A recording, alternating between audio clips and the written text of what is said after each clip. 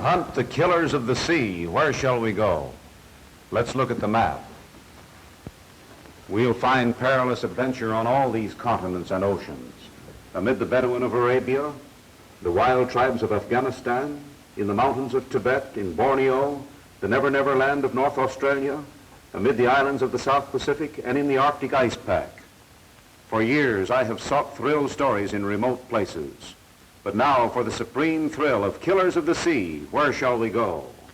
Why, to the United States, to Florida, to the little town of Panama City.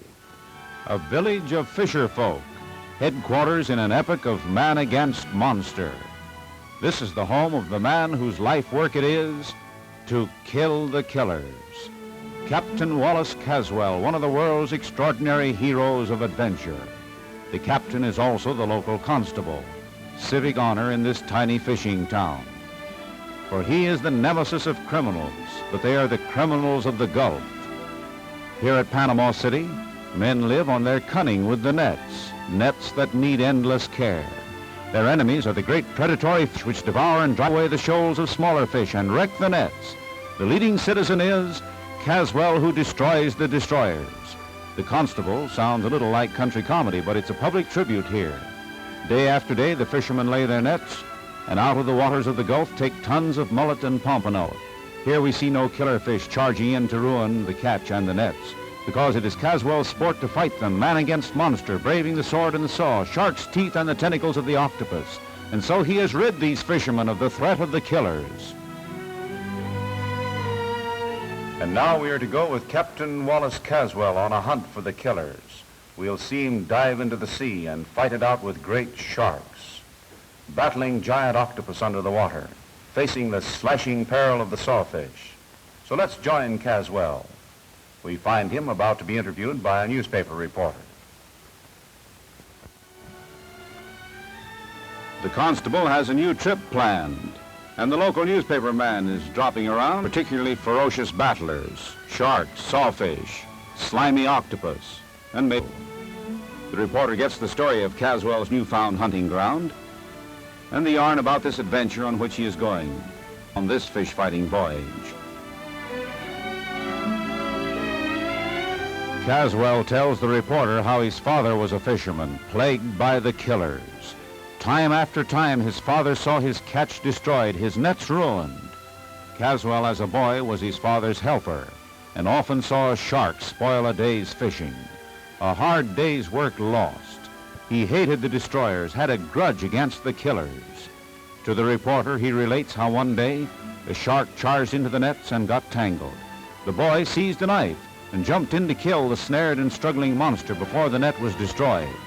But then charged, and Caswell had to fight. He dodged the attack and drove the knife into the raging brute, stabbed and ripped the shark, killed it. And then he knew that he could battle the tyrants of the Gulf in their own element. And he became the killer of the killers, the fishing town hero, and now widespread fame.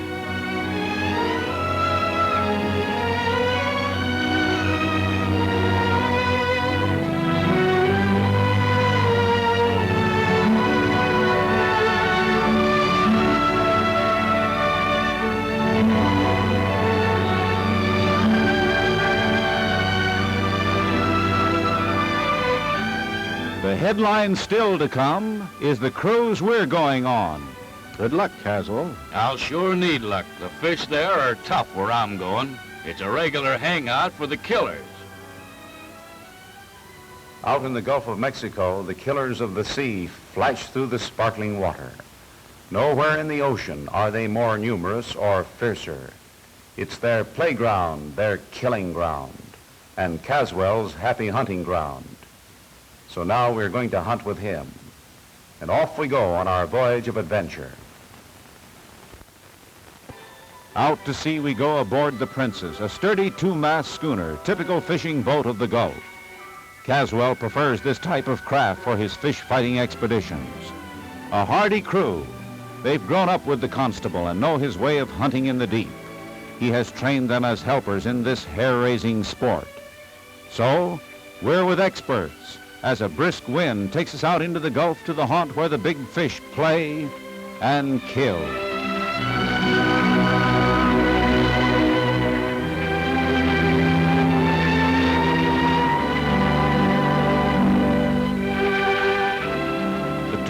constable on the lookout for the criminals of the deep.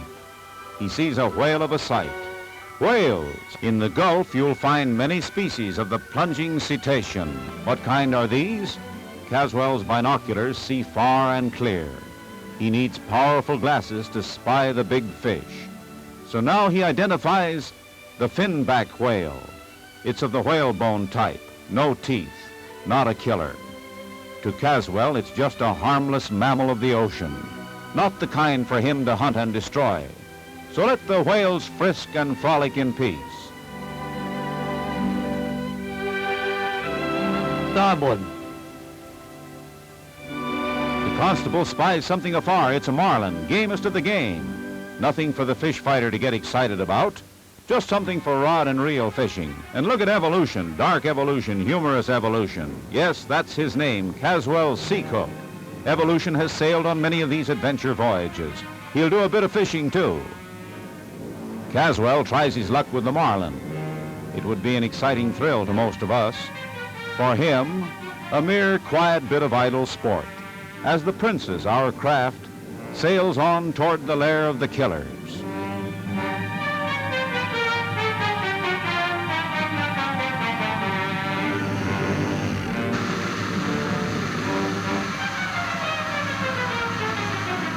When that marlin strikes, it will be like a flash. And it strikes. The marlin is hooked, and the battle is on.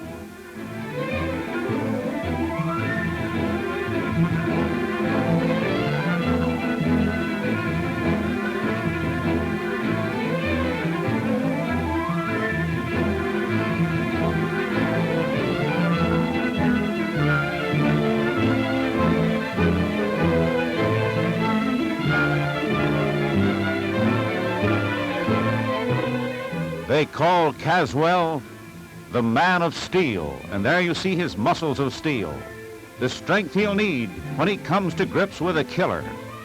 And then he'd better be a man of steel.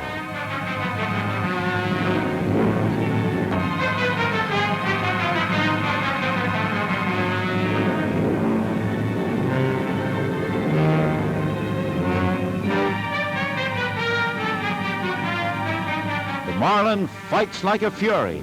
It's related to the swordfish, having a blunt, round beak instead of the sharp sword. It's a king of tropical game fish, a monarch of deep sea battle.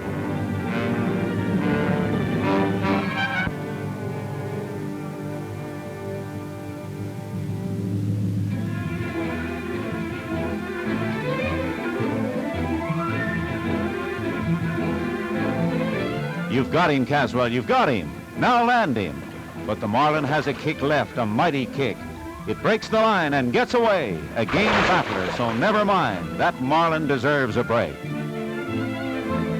Captain Caswell! Captain Caswell! Hey, Captain Caswell! You ain't going to divorce me.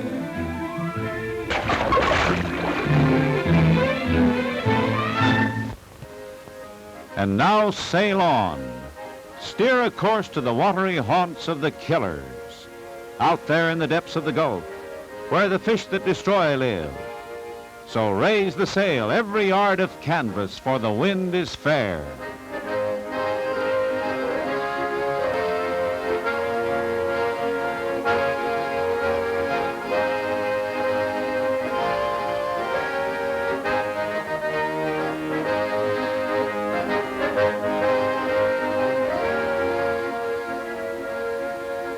We go gaily scudding to the sound of a chanty of the sea.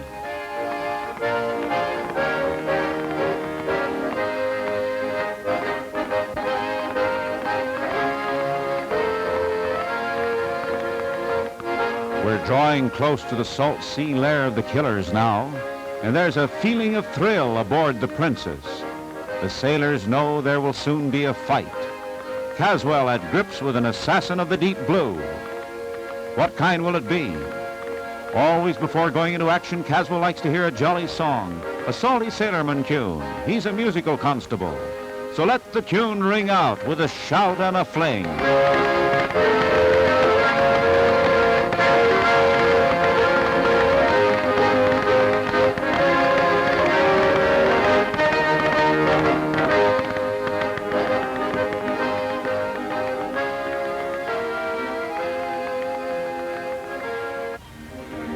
On the lookout!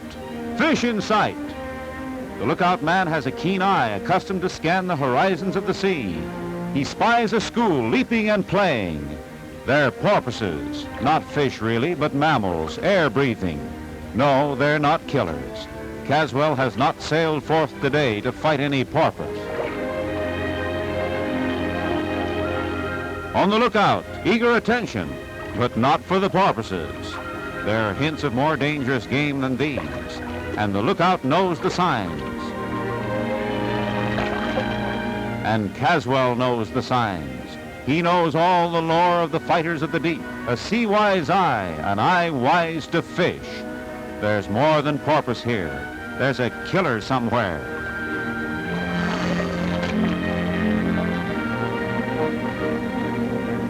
Hey!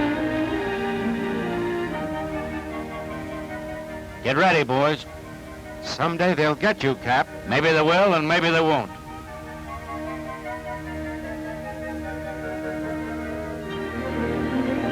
It's a whale, and it's the fighting kind this time. Will Caswell really dare to tackle it, fight the whale in the water, and bring it back alive? It's the bottlenose variety, a rare species seldom found, and a savage battler. The constable takes off his pants. That's the telltale sign. Trousers would never do for fish fighting. So when you see Caswell climbing out of those pants, that means the battle is about to begin, man versus monster. Overboard he goes, diving to the attack.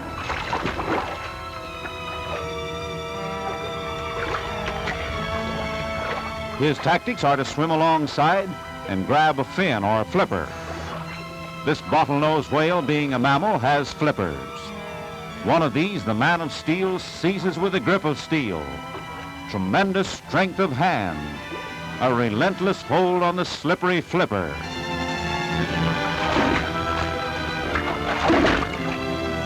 They know that old bottlenose is a formidable antagonist.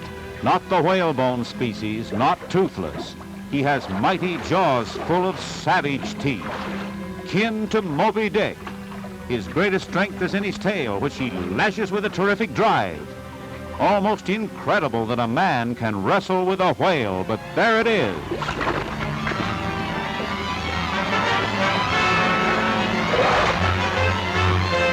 How does he do it? What's his strategy? He uses the cunning of brain as well as the steel of muscles. Why doesn't the whale dive and carry the man down to the depths? Because to dive, the whale must put its head down. And Caswell, with stupendous strength, keeps the head pulled up. Why doesn't the whale swim away, taking the man with him? Because Caswell steers the monster by turning its head. He knows the whale's anatomy and habits so well that he governs its movements. He'll win the fight by tiring out the Leviathan. He'll outstay the whale. He keeps the sea giant struggling, wasting its strength in futile convulsions.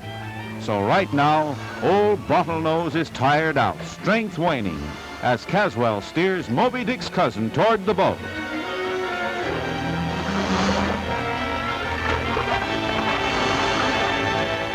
Toss out the line, boys, so he can throw a hitch around the whale. All hands on the job. Even the lookout man descends to deck to lend a hand. Every man's strength will be needed to hoist that huge bulk aboard.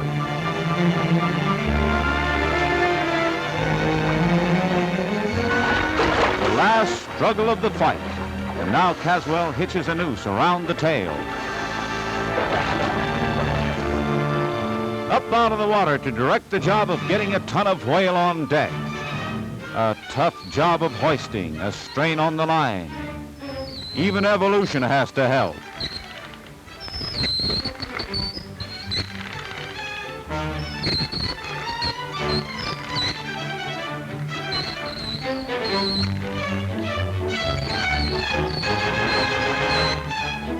The line breaks, and down goes Bottlenose. Old Bottlenose with the length of rope around his tail is a free whale in the ocean again, and Caswell is disgusted. But wait a minute, the battle is not over yet. The harpoon. That tired whale is an easy mark for the spear with a barb.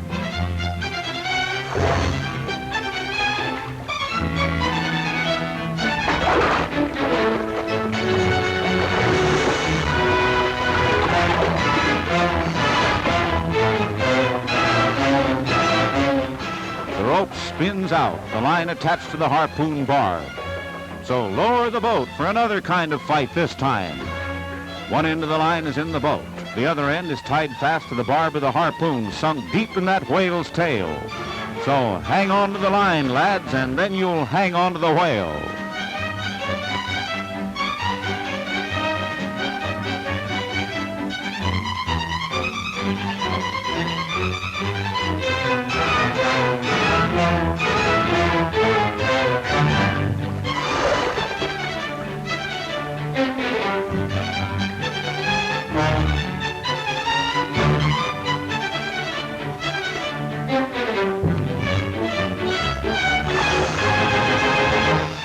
Taken for a ride as old Bottlenose pulls the boat on a wild chase.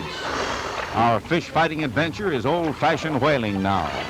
In the great whaling days, the deep-sea hunters paid little attention to this bottlenose variety. They went after the giant Greenland whale and the gargantuan sperm whale, Moby Dick.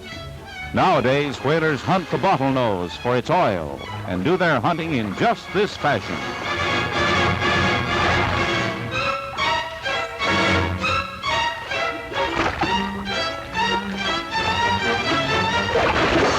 A lively interlude in Caswell's fish-fighting expedition today, this. And those two chaps are having a bit of fun of their own, but they'll have more fun than they realize. It seems to them like just an ordinary job of whale catching. They don't know the wild thrill. They don't dream of it, the crazy danger they'll face in just a moment before this chase is over. Old Bottlenose is still full of fight, all set to make matters lively, and he'll show them a trick or two before he's through as he battles on.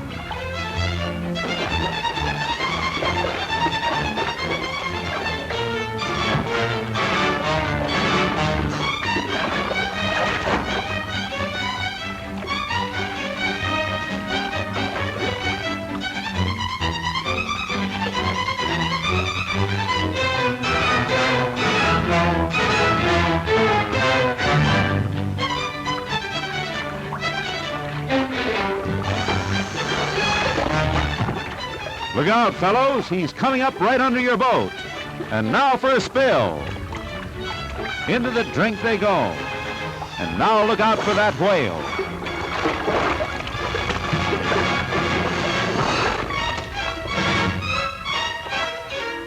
Old Bottlenose is up to some weird tricks today.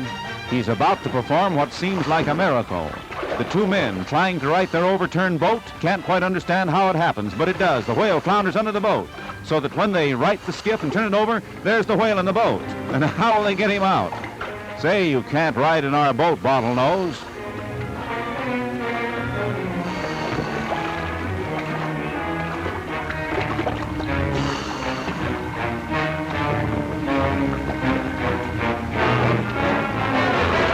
Boss, I gives up. What you all need is a big derrick. That darky sailor is having a whale of a time. What colored man ever dreamed of having a leviathan in his boat? Old Bottlenose gets out and slides into the sea. He has broken the line, and away he goes with a rope around his tail and a harpoon in his tail. Another capture escapes, another disappointment. That wouldn't happen in fiction, but it does happen in a film of fact. Facts are like that. Just to make up for the disappointment, a sailor catches a fish. And what a fish. It brings to mind a pleasant lake, and you toss a fly to catch a bass. Not one that big, except in your fish story.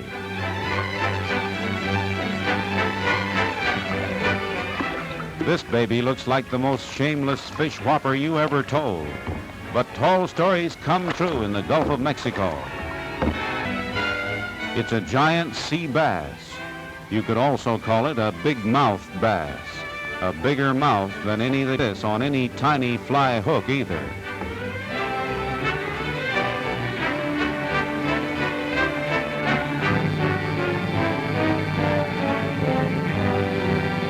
The giant sea bass of southern waters comes as long as 8 feet and more than 600 pounds in weight. That one will bring some extra cash for Caswell's crew. They'll sell all that poundage into salt fish, so it's a profitable catch. Also an example of the vastness of marine life in the Gulf of Mexico, home of oceanic giants.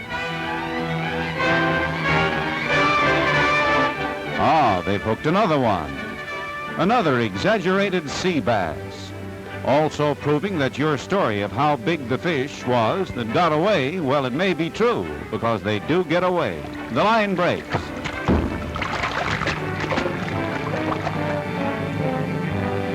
But the bass is floating. While above water, he becomes filled with air. He can't sink, so try the harpoon. But the bass gets away in the excitement. New excitement now, an alarm from the lookout. What's he? Look, a fin. It's a telltale sign, the cruising fin of a shark.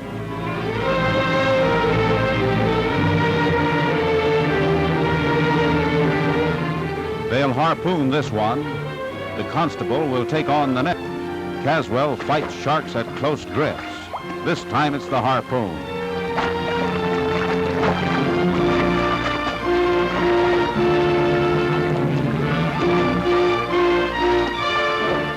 The barb has bitten deep into the monster, so they haul it aboard.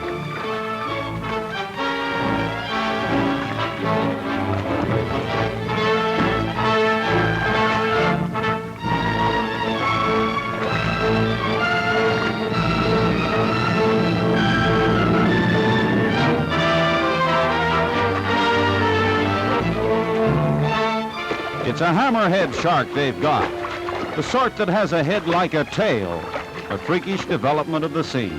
The scientists don't know just why, can't quite explain how it got that way. It's a voracious brute, but Caswell's waiting for another kind, the tiger shark. This hammerhead belongs to the crew, and like all sailors, they hate sharks and destroy them without mercy, so they don't fool around with this dangerous killer. He hacks the shark's neck to break the backbone.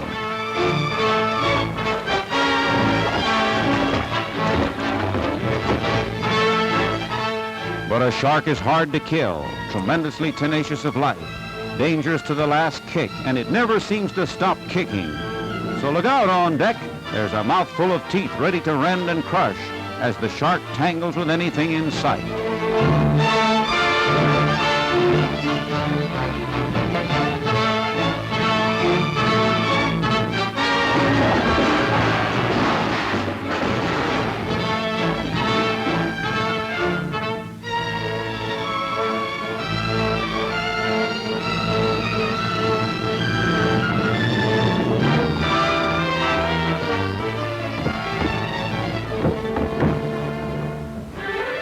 Evolution was discovery. That sinister fin tells it's another shark.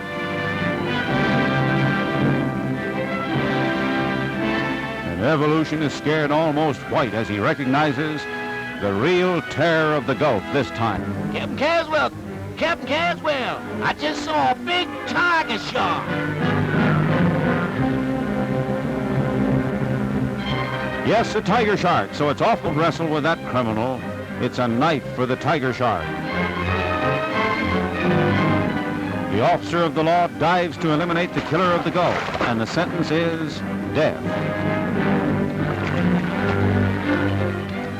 An anxious watch on deck as under the water swims the man of steel. Beneath his teeth, a blade of steel. A thrill to strain the stoutest nerves as Caswell stalks the shark and attacks the tiger. The underwater camera films the scene as the fish fighter swims warily to battle. He must maneuver carefully. If he ever gets within striking range of that tiger's savage jaws, well, it would be the end of the constable. He attacks from the rear and slides up along the shark's side. To them, it's a familiar but ever-thrilling sight. Caswell grips the shark's fin, a slippery, slimy fin. But the man of steel has a grip of steel. He must hang on and keep behind those murderous jaws. Look out for the shark's teeth, Caswell, and be ready with that knife.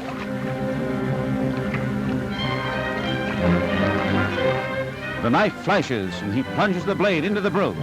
Always hanging to the shark's fin, he strikes again and again with savage strokes, stabbing, always stabbing.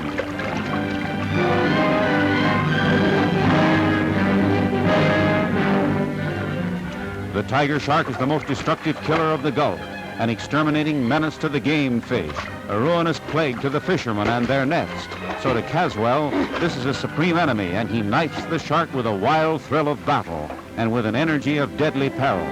The fish fighter can stay underwater for an astonishing length of time, too. But if he were to lose consciousness for a moment, the shark's teeth would crush him. Man of steel with his grip of steel. But if his hand should slip and the shark should flash around at him, he would be mangled to death in an instant. Did I say before that a shark was hard to kill, tenacious of life? Caswell drives the blade home time after time. It's stab, stab, stab. There must be 100 strokes, but still the shark fights on. A tremendous job of knife work, killing the killer.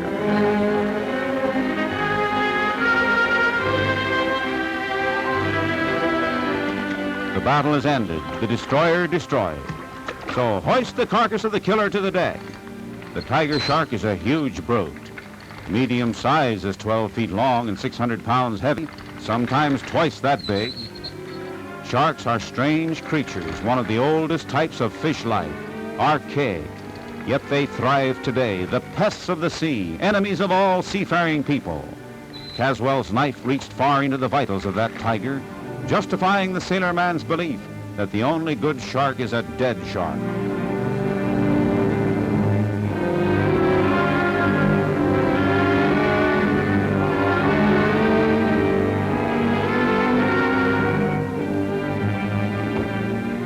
But is he dead? Sharks have a way of playing possum, lying still, apparently lifeless, shamming, which is a good time to be careful.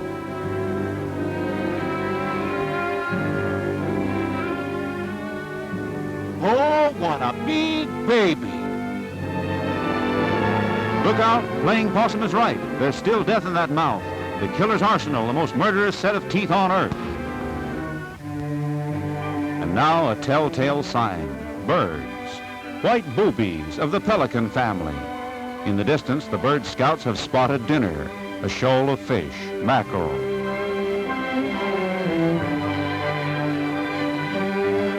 And the boobies are not such boobies as you'd think. They know when they hear the dinner bell. On they fly, wing grace over the sea.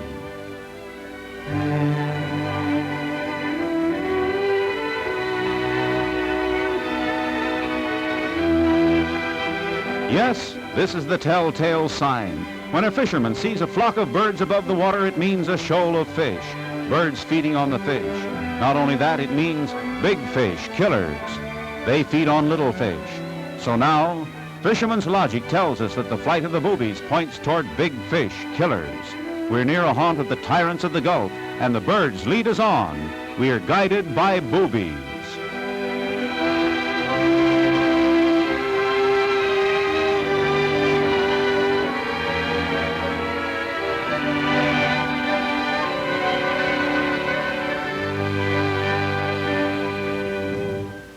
Waters are our destination, the deep kingdom of the killers. This is where Caswell has planned to seek the monsters, find them, and fight them. So excitement may break loose at any time. There's no space in the wide ocean that has a richer and stranger sea life than this Gulf of Mexico. On the surface of the water, on the ocean floor, at every depth, there swim and wriggle and creep creatures strange and sometimes terrible. So we'll find adventure here. But it will be an unexpected adventure. The ship strikes something, not a sandbar, something else. What can it be? Out with the anchor. Caswell is curious about anything new in these waters that are so much his own. So he says, "Come on, boys, let's investigate." But meanwhile, the sailors do some turtle hunting. They've spied some of the giant shellbacks of the Gulf, and they can sell turtle meat and turtle shell. So it's the harpoon again. Yes, the needle point and razor edge of the barb driven by a powerful arm. It can penetrate the tough shell of the greatest sea turtle.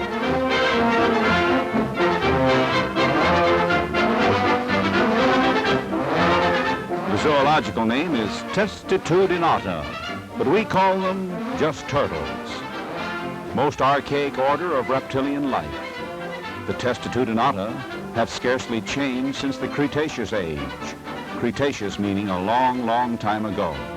Science says a turtle can live without a brain, as some international statesmen do. Well, fishermen say it's hard to get the barb of a harpoon out of a turtle's back. They spear another of the giants.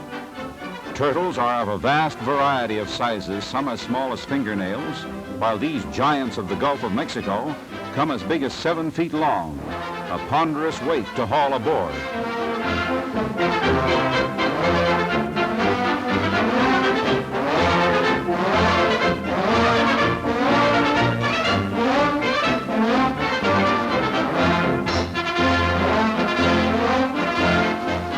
old boy turtle seems to make a final gesture of turtle defiance. What is it that people say? Go spit in the ocean.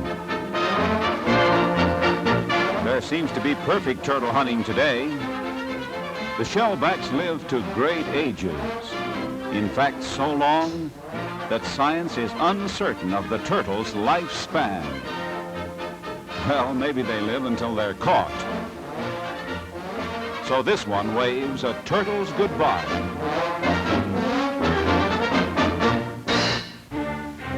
They're pugnacious too and battle like gladiators in armor. Or maybe this is just a domestic scene. Well, Caswell simply can't resist any temptation to a sea fight. A monster turtle makes a powerful antagonist for the man of steel. His tactics are the same as with the bottlenose whale.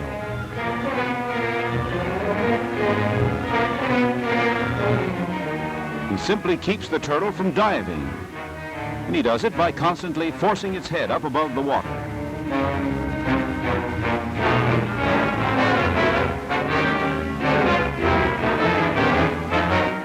Apparently, the old boy in the armor never thinks of diving tail first.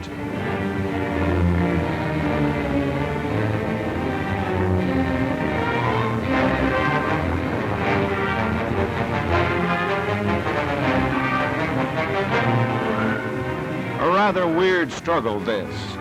The Battle of Testitutinata.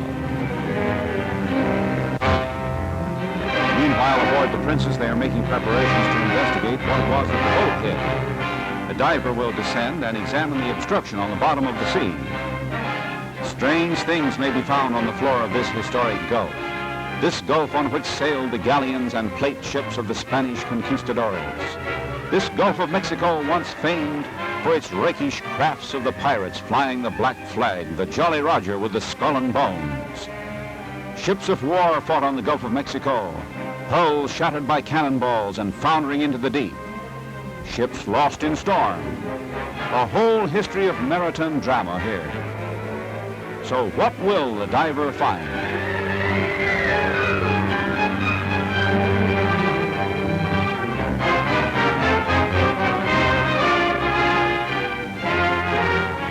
The explorer of the Undersea descends for his submarine investigation. He's one of Caswell's experts, a veteran of the bottom of the Gulf of Mexico.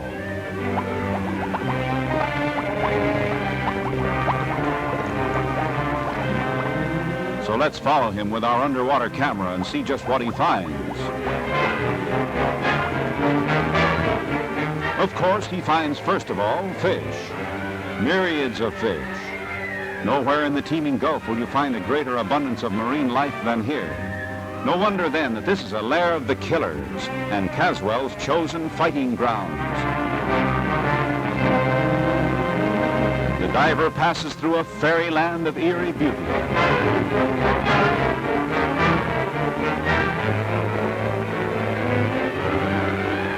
Too much fairyland, too much eerie beauty. The diver groping his dim underwater way is impeded by the fish that flock about him.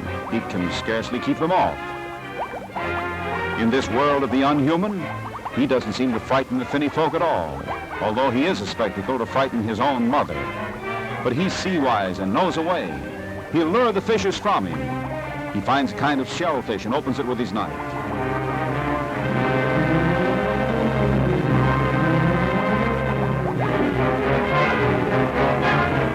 And that does the trick. And now he can go on with the investigation no longer annoyed by the much too friendly fish. For the mollusk he opened is an abalone, a mother of pearl shellfish, and a favorite morsel for the finny feeders. So they gather greedily around the tidbit with which their strange-looking friend has so kindly provided them. A feed for the fishes, a submarine banquet.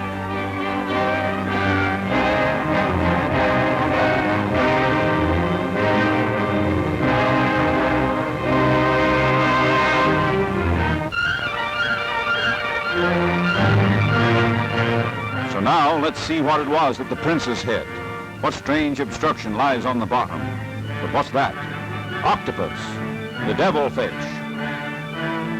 Slimy, slithery, hateful, a foul monstrosity in a grotesque world. A loathsome nightmare that lurks with hideous peril for the diver. It has 8 arms, snaky tentacles, each with a row of suckers that cling with a deadly clutch. It's the dread of every diver. The octopus has powerful jaws, a killer's beak. Its bite is murderous, its saliva poisonous, and it grows to enormous size, sometimes an arm spread of 128 feet.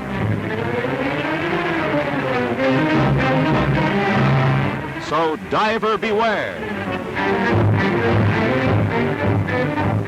He's examining the bottom of the boat. What's the obstruction? What did the princess strike? He's finding that out. And all the while the octopus glides, sinuous, sinister, like a horrible symbol of sin. Devilfish is right, and they're swarming, many of them fantastically odious.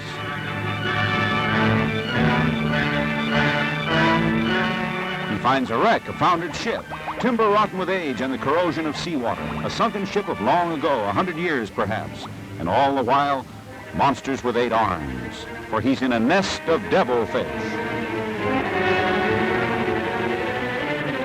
What story of shipwreck is signified by this waterlogged hulk? What peril of the sea of old? Some tragedy of the Gulf, and always the octopus. The lore of the sea is full of its terror, with its attacks upon human beings and its unmitigated ferocity. The octopus is so fierce that a devilfish, when hungry, has been known to attack one of its own tentacles and devour its own arm. What's this? A tragedy of the sea, an ancient chest and a skeleton. Mournful mementos of some forgotten story. Look out, there's a shark. Peril stalks the underwater man everywhere in this lair of the killers. Diver, you had indeed better beware.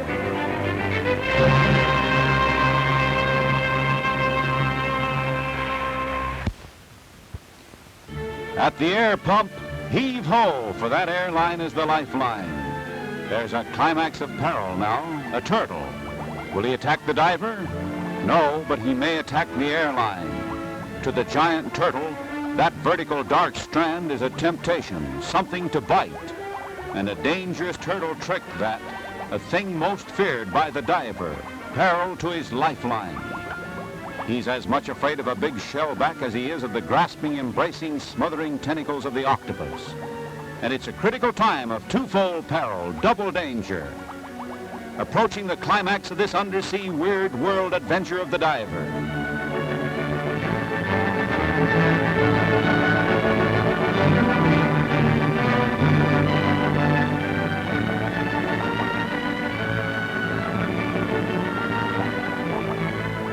The turtle attacks the airline, the lifeline.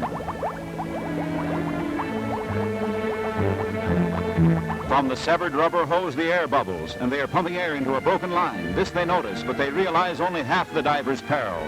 They don't know about that octopus. The diver's air supply is cut off. Water flows into his helmet. He will suffocate in a few minutes, drown. And the devilfish slithers to pounce on its helpless victim. He keels over. And then the deadly embrace of the 8 slimy arms and their clasping suckers.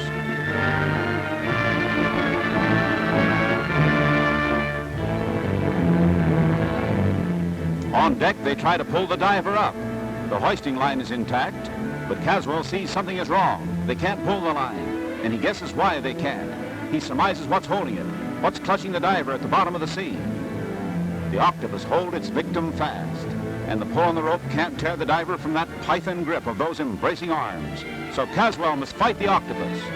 He must release the diver from the devilfish embrace of death. So knife in mouth, down he goes. In a swift downward swim to the fiendish killer gripping its prey. That killer will take all of Caswell's strength and cunning, too. He must fight with wary skill. Yet he must hurry, for the drowning diver can't live long in his water-filled helmet. The men in the boat can't budge him, for 8 arms are clinging to the wreck and to the victim. Caswell is an old-time friend and buddy of the divers, and he'll lose a pal if he doesn't attack swift and sure.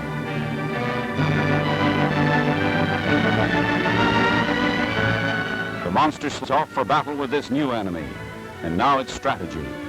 Caswell knows the vulnerable spot. No good slashing at the slimy arms. The ink sac is the vital point, the sac from which the octopus spouts black fluid. So to kill the devilfish, slash the ink sac.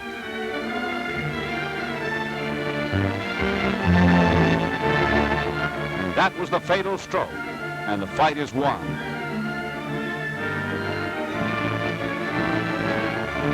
Meanwhile, the men on deck are hauling the unconscious diver aboard. Is he alive? Or is it a drowned man in that grotesque suit? His head has been in a water-filled helmet for long minutes now. Only if he has a phenomenal capacity for submersion can he still be alive.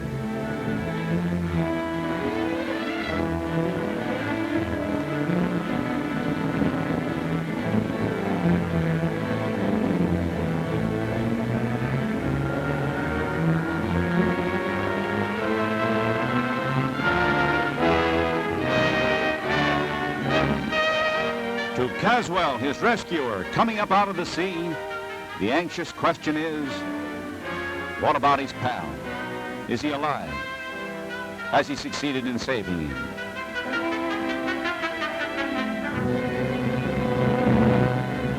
Well, there's a happy ending to the adventure. The diver comes to. He's okay, save for a terrifying experience and an heroic ducking. Well, that was a narrow escape, all right. But there always are on these fish-fighting expeditions. And Caswell himself is now in for a desperate adventure. There goes the lookout man up to his post. He's got an important job now. There's to be a wild battle with the killer.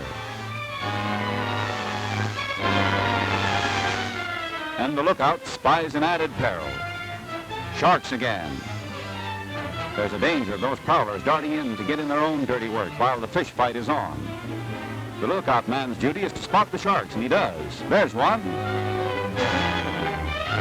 He gives the warning, drive off the sharks. And how did they do it? They peppered the sharks with a hail of rifle fire.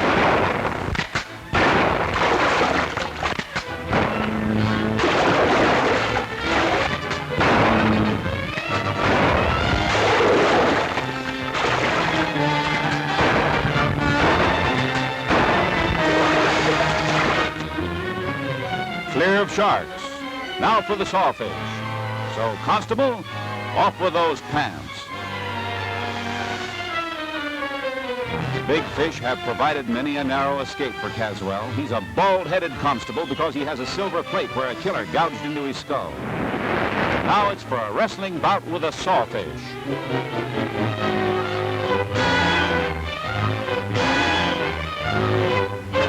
A savage customer to battle, the sawfish. A giant whose snout is projected as a powerful blade, a blade lined with spikes, set like the teeth of a saw. Reminds you of a swordfish, though very different. The sawfish, kin to the sharks, and the sailors know the peril of the blade lined with teeth. In battle, the sawfish blade slashes to right and left.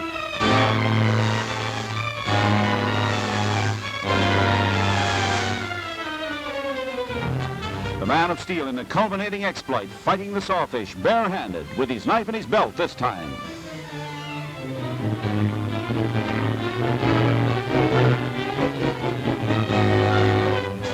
What's wrong? There's an astounding moment as Caswell heaves the monster out of the water. But he's injured. Alarm on the boat. Caswell has been slashed, badly hurt, his body gashed by the lacerating teeth of the saw.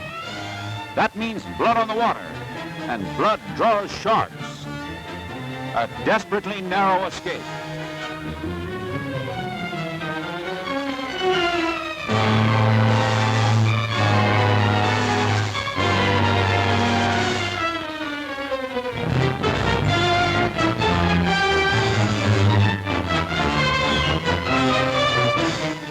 Caswell was in the hospital for a time, his right leg badly mangled by the teeth of the slashing saw.